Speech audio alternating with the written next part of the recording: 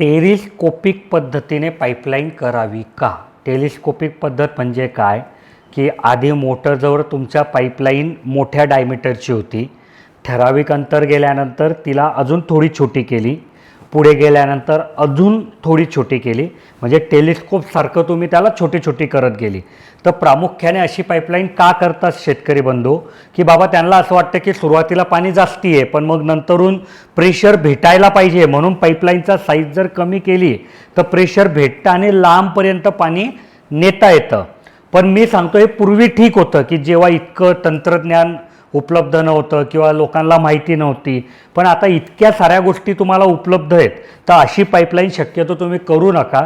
व्यवस्थित तुमच्या मोटरचा डिस्चार्ज, तुमचं अंतर, तुमची मोटरपासून शेताची लांबी, शेतात चालवायचं तंत्रज्ञान म्हणजे ठिबक चालवणारे का तुषार चालवणारे, तर ह्या सर्व गोष्टींचा अभ्यास करून प्रॉपर पाईप डिझायनिंग करा, म्हणजे तुम्हाला प्रॉपर प्रेशर पण भेटेल आणि तुमचं LPH म्हणजे लिटर पर हवर पण मेंटेन राहील आणि मोटरवर पण कुठल्याही प्रकारचा दबाव येणार नाही.